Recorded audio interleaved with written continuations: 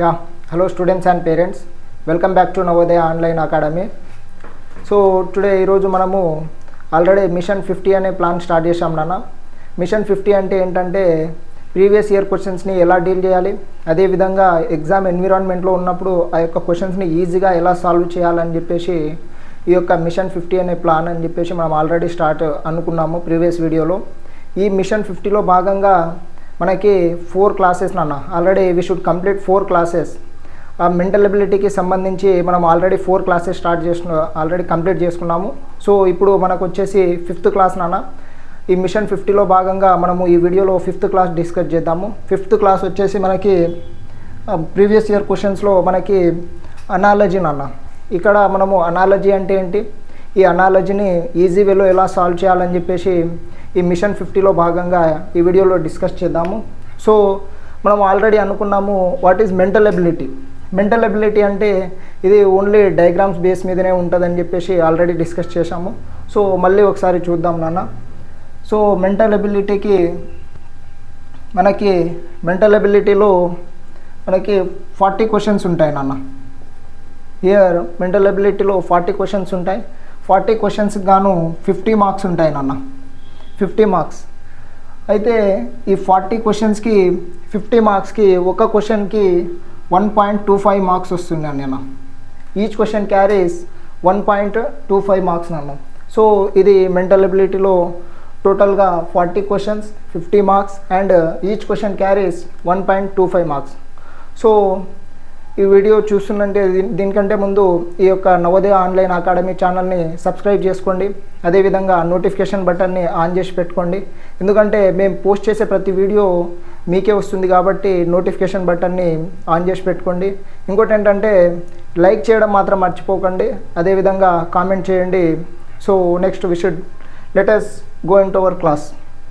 So ఇక్కడ అనాలజీలో 2 ఉంటాయి నాన్న. మనకి క్వశ్చన్ ఫిగర్ ఉంటుంది, అదేవిధంగా ఆన్సర్ ఫిగర్ ఉంటుంది.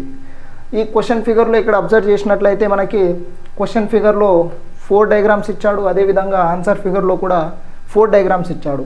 సో ఈ డయాగ్రామ్స్ని ఏదైతే ఈ క్వశ్చన్ ఫిగర్లో 3 బ్లాంక్స్ పెట్టేసి ఒకటి మాత్రం బ్లాంక్ పెట్టాడు. ఇక్కడ 3 ఫిగర్స్ ఇచ్చి ఒకటి బ్లాంక్ పెట్టాడు. ఎందుకు సార్ ఈ బ్లాంక్ అంటే మనము ఈ ఆన్సర్ ఫిగర్లో నుంచి ఐడెంటిఫై చేసేదైతే డయాగ్రామ్ సిమిలర్ ఉంటుందో దీనిని ఐడెంటిఫై చేసి ఇక్కడ మనము ఫిలప్ చేయాలి నాన్న. సో ఇది బ్లాంక్ పెట్టాడు. సో చూద్దాం అది ఎట్లా ఉందో అనేది చూద్దాము. సో ఏదైతే ఈ 2 డాట్స్ ఏవైతే ఉన్నాయో దీనిని ఈస్2 అంటారు నాన్న. It is called it as ఈస్2. And what is this 4 dots. ఈ 4 డాట్స్ వచ్చేసి వీటిని ఈజ్ యాజ్ అంటారు నాన్న. Is as. ఎందుకు సార్ ఈ 2 డాట్స్ ఇచ్చాడు, ఇక్కడ 4 డాట్స్ ఇచ్చారు అంటే ఇక్కడ ఏదైతే ఫస్ట్ డయాగ్రామ్ ఉందో ఈ ఫస్ట్ డయాగ్రామ్ సిమిలారిటీస్ కావచ్చు, క్యారెక్టరిస్టిక్స్ కావచ్చు, ఏదైతే ఫస్ట్ డయాగ్రామ్ ఉంటుందో సేమ్ యాజ్ సెకండ్ డయాగ్రామ్ ఉంటుంది. అదేవిధంగా ఇక్కడ కూడా మనము ఏదైతే ఈ ఫస్ట్ డయాగ్రామ్ ఉందో ఇదే డయాగ్రామ్ని బేస్ చేసుకొని ఇది ఫిలప్ చేయాలి కాబట్టి ఈ యొక్క డాట్స్ని మనకి ప్రొవైడ్ చేయడం జరిగింది. సో చూద్దాము. ఫస్ట్ బాక్స్లో మనకి 4 లైన్స్ ఇచ్చారు నాన్న వర్టికల్గా. ఒకసారి అబ్జర్వ్ చేద్దాము. ఒకసారి చూద్దాం. 1 2 3 4 ఇలాగా 4 లైన్స్ ఇచ్చాడు. ఈ 4 లైన్స్ని ఇచ్చి అదైతే సిమిలర్గా మనకి పక్కన ఏం చేసిండో ఒకసారి చూద్దాం ఏం చేసిండో. ఇలాగా ఏదైతే ఈ 2 లైన్స్ మిడిల్లో ఈ 2 లైన్స్ ఉన్నాయో ఈ 2 లైన్స్ని రెక్టాంగిల్గా చేసిండు అన్న. ఇలా రెక్టాంగిల్ చేసేసి పైన ఉన్న 2 లైన్స్ని ఇలాగా వదిలేశాడు. Leave it. అలాగనే వదిలేశాడు. సో ఇక్కడ మిడిల్లో ఏదైతే ఉందో రెక్టాంగిల్ చేసి పైన 2 లైన్స్ని అట్లాగే పెట్టేశాడు. సో అదేవిధంగా మనము ఇక్కడ ఏదైతే ఉందో అదేవిధంగా దీన్ని కూడా ఐడెంటిఫై చేయాలి. ఇప్పుడు మనకి డయాగ్రామ్ ఎలా కావాలి, ఇక్కడ హారిజంటల్గా ఇచ్చాడు లైన్స్, ఇక్కడ వర్టికల్గా ఇచ్చాను నాన్న. ఇలాగా 1 2 3 4గా వర్టికల్గా ఇచ్చాడు. మనం ఏం చేయాలి, ఈ 2 ఏదైతే మిడిల్లో 2 లైన్స్ ఉన్నాయో దానిని రెక్టాంగిల్గా తీసుకుందాం. ఇలాగా రెక్టాంగిల్గా తీసుకొని అదేవిధంగా ఇక్కడ ఈ 2 లైన్స్ని ఇలాగా వదిలేశాడు. ఈ డయాగ్రామ్ ఏదైతే ఉందో ఇదే డయాగ్రామ్ని మనము ఆన్సర్ ఫిగర్లో ఎక్కడ ఉందో మనము ఐడెంటిఫై చేయాలి. సో చూద్దాము. ఇక్కడ బి ఆప్షన్ ఫస్ట్ ఆప్షన్ చూద్దాం నాన్న. ఫస్ట్ ఆప్షన్లో మనకి ఆల్రెడీ ఈ యొక్క డయాగ్రామ్లో ఎలాగుందో అలాగనే 4 లైన్స్ అలాగే వదిలేశాడు నాన్న ఇట్లాగా. సో ఇది మనకు ఆన్సర్ అవుతుందా? కాదు. మన డయాగ్రామ్ ఎలా ఉండాలి, యాజ్ ఎ రెక్టాంగిల్ అండ్ ఇరువైపులా 2 లైన్స్ ఉండాలి. కాబట్టి ఇక్కడ ఇది మనం ఆన్సర్గా తీసుకోము. నెక్స్ట్ సెకండ్ ఆప్షన్ నాన్న. సెకండ్ ఆప్షన్లో రెక్టాంగిల్ ఇచ్చాడు, ఇది ఓకే, కానీ ఈ లైన్స్ ఏవైతే ఉన్నాయో వీటిని ఈ రెక్టాంగిల్కి అటాచ్ చేసి ఇచ్చాడు నాన్న. సో ఇది కూడా మనకి ఆన్సర్గా కాదు. ఒకవేళ ఈ లైన్స్ లేకుంటే మనకి ఆన్సర్గా తీసుకుంటుండే, కాబట్టి ఇది కూడా ఆన్సర్ కాదు. మనకి సి ఆప్షన్ ఆన్సర్ అవుతుంది రా.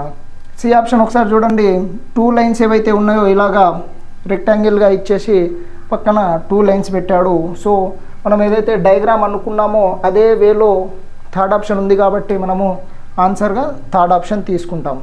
మరి ఫోర్త్ ఆప్షన్లో టూ రెక్టాంగిల్స్ ఇచ్చాడు నన్ను. ఇక్కడ 2 రెక్టాంగిల్స్ ఇచ్చాడు. మనకి యాక్చువల్గా ఎలా ఉండాలి, 1 రెక్టాంగిల్ ఉండి and up and down 2 lines ఉండాలి, కానీ ఇక్కడ 2 రెక్టాంగిల్స్ ఉన్నాయి. ఇంకోటి ఏంటంటే వర్టికల్గా ఉండాలి రెక్టాంగిల్, కానీ ఇక్కడ హారిజంటల్లో ఉంది. So it is also not our answer. So మన ఆన్సర్ వచ్చేసి ఆప్షన్ సి నాన్న.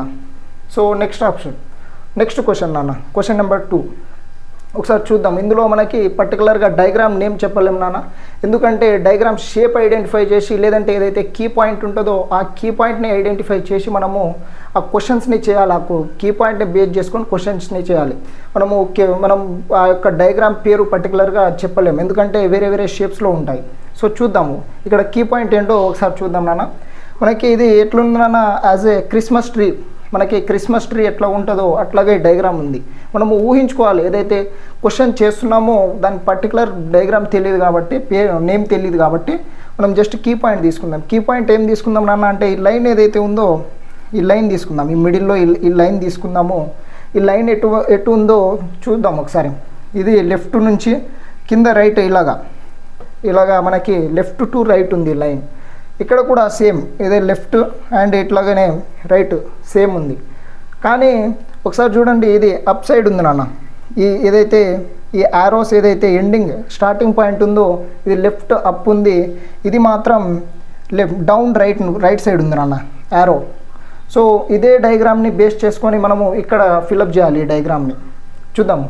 ఇక్కడ అప్ సైడ్లో ఇచ్చాడు, ఇక్కడ రైట్ సైడ్లో డౌన్ ఇచ్చాడు. ఇక్కడ ఏముంది నాన్న, ఇక్కడ అప్ సైడ్లో ఇది ఇక్కడ రైట్ ఇచ్చాడు, ఇక్కడ లెఫ్ట్ ఇచ్చాడు.